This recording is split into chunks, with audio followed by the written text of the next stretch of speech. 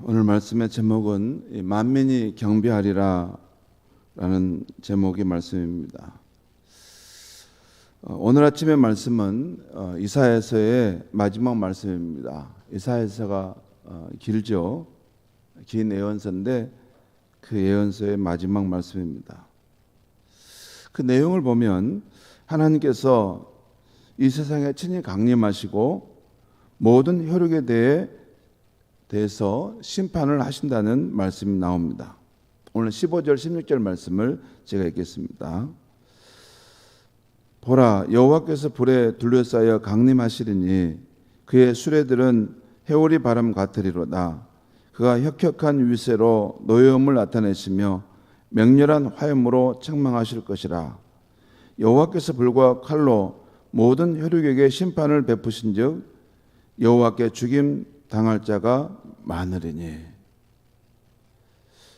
이 복음서에 보면 예수님께서 인자가 마지막 때에 영광 가운데 구름을 타고 이곳에 이 땅에 임할 것이다.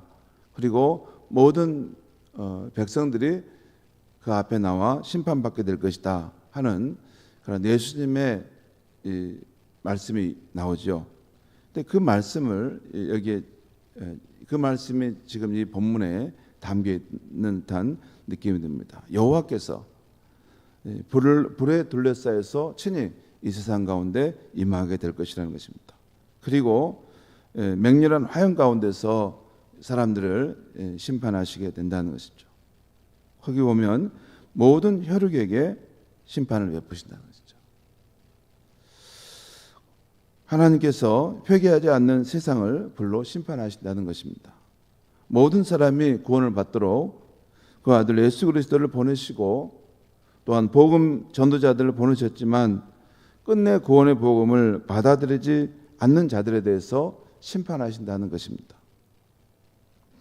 그리고 24절에 보면 여호와를 거역한 자들의 시체가 널려져 있을 텐데 그 시체를 먹는 벌레가 죽지 아니하며 그 불이 꺼지지 아니한다는 것을 말씀하고 있어요.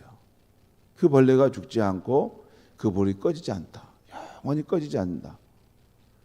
그 요한계시록에 보면 그 지옥을 말합니다. 둘째 사망이 있는 그 지옥을 말하죠.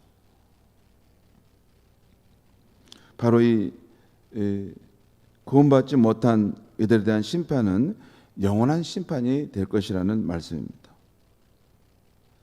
또한 구원받은 백성들을 위해서는 새 하늘과 새 땅을 준비하고 있음을 말씀하고 있어요. 오늘 보면 22절 말씀 보겠습니다.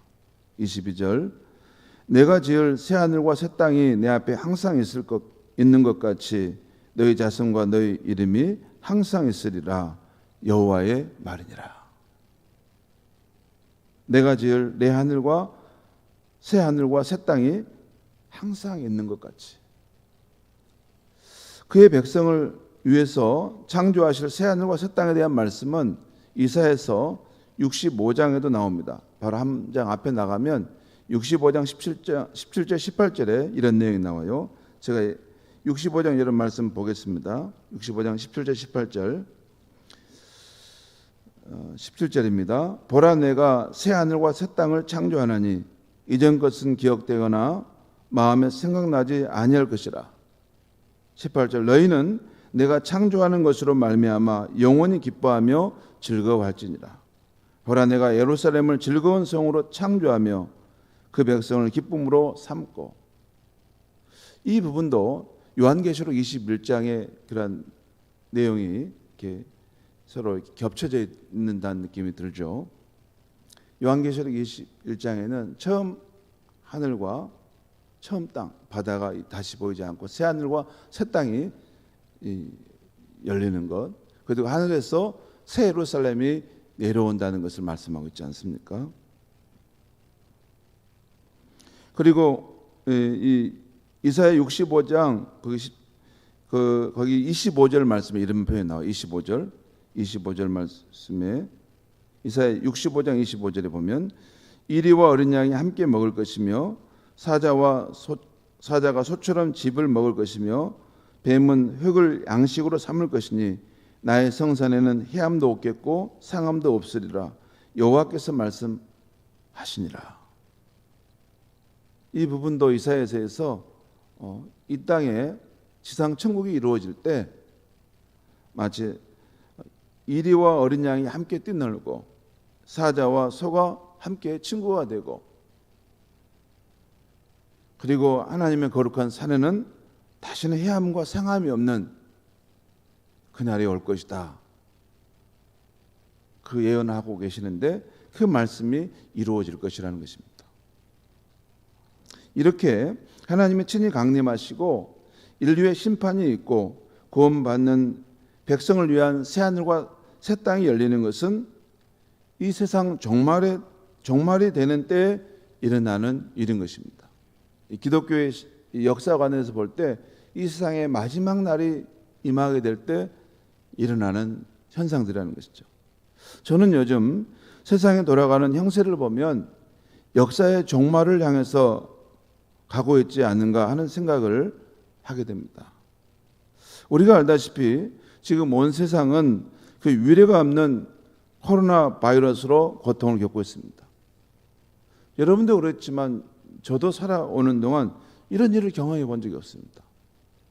어떤 재난을 당했는데 한 지역, 한 나라가 아닌 온 인류가 다 동일한 재난을 당해서 고통을 겪는 이런 일을 본 적이 없습니다. 벌써 코로나 바이러스 감염자가 2억 명을 넘었습니다.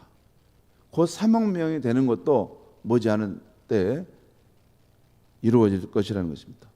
그리고 지금은 처음보다 5배 이상 전파 속도가 빠른 델타 변이가 유행하고 있고, 또 람다 변이, 이오타 변이, 새로운 변이들이 계속 나오고 있고, 전문가들에 의해서 심판의 날 변이라는 것도 나온다는 것이에요. 지금보다 훨씬 더 강력한, 그래서 우리 인류를 위협하는 그런 바이러스 변이들이 나와서 우리의 고통을 줄 것이라는 것입니다. 또한 지금은 지구온난화와 기상이변으로 온 세계가 화염과 홍수, 지진으로 고통을 겪고 있습니다. 우리나라는 참 기후적으로 평온한 편인데요. 얼마 전 호주에서 산불이 나서 6개월 이상 우리나라의 이게 3분의 1 정도 되는 이 지역을 계속 불이 나서 그걸 태우고 갔다는 것입니다. 그걸 소방관들도 끌 수 없을 만큼 어마어마한 큰 불이 났다는 것이에요.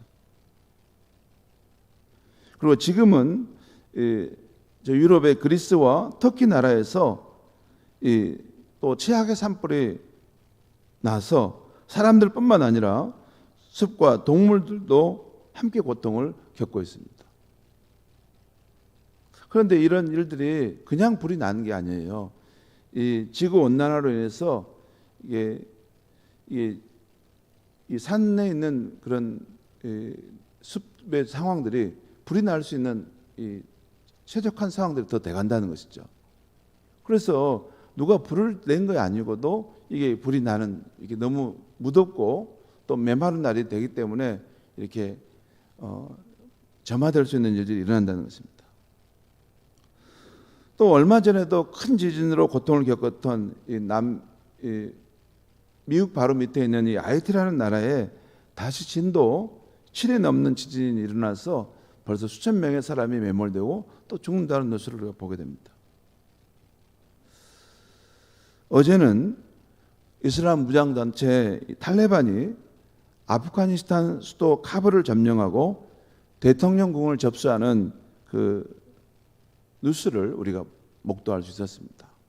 대통령 집무실에 그 자리에 앉아서 총을 들고 자기들이 이 땅을 점령했다 하는 그런 모습을 보였습니다.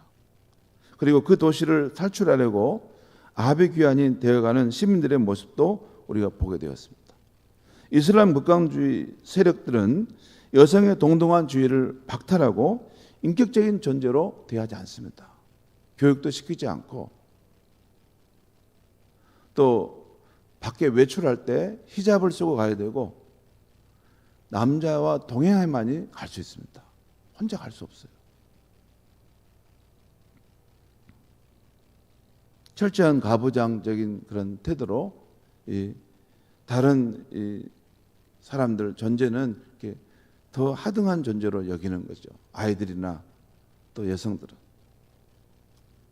지금은 유럽도 예전과 달리 이슬람 이민자들이 많이 들어와서 점점 이슬람화 되어 가고 있는 상황 속에 있습니다. 이슬람 단체는 예수 그리스도를 부인할 뿐만 아니라 그분들은 절대 예수 그리스도를 구원자로 여기지 않습니다. 극단적인 방법으로 하나님이 주신 창조 질서를 파괴하는 종교입니다. 여러분, 다른 이름으로는 구원 얻을 이름을 우리에게 주신 일이 없다고 했어요. 하나님과 우리 인간 사이에 중보자는 오직 예수 그리스도만이 유일한 중보자이십니다. 왜냐하면 예수님은 죽으셨지만 다시 부활하셨기 때문이에요.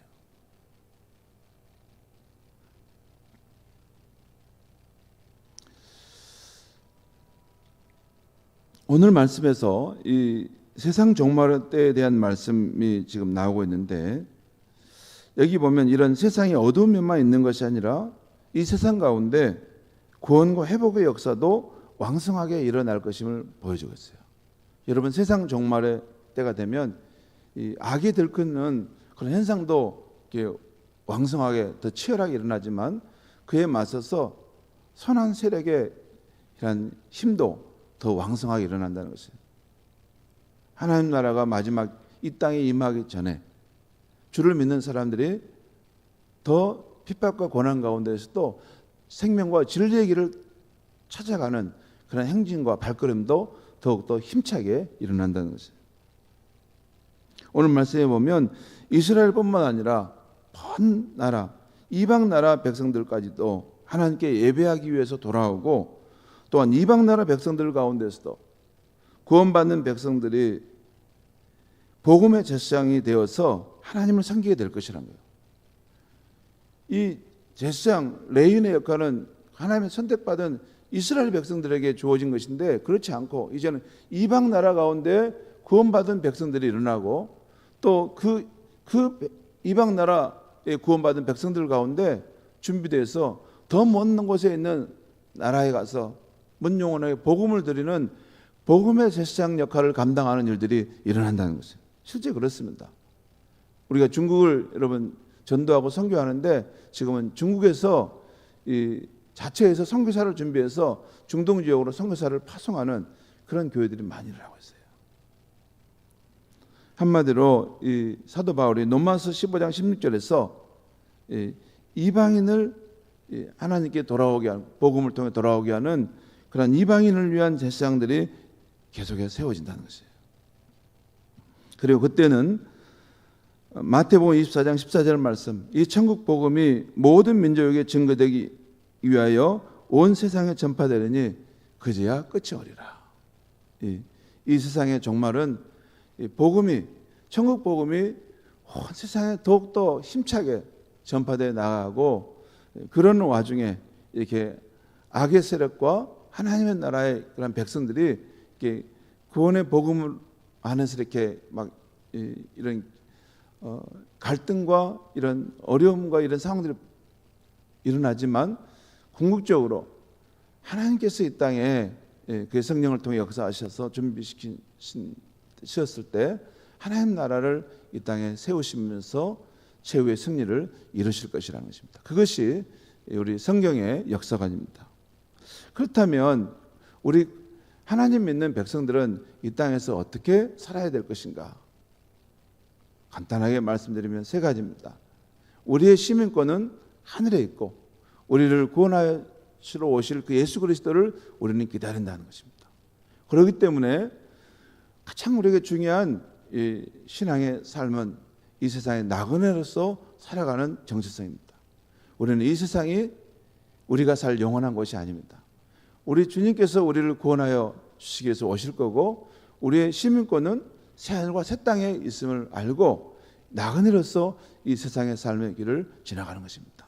그리고 또한 두 번째, 우리가 사는 날 동안 가능한 한 우리 이웃과 가족들에게 예수 그리스도 이 복음 안에 우리를 구원할 생명의 길이 있다는 것을 확신 가운데 전해야 하는 것입니다. 그럴 수 있으려면 우리 자신이 먼저 주 예수님과 성령 안에서 늘 동행하는 삶을 살아야 합니다.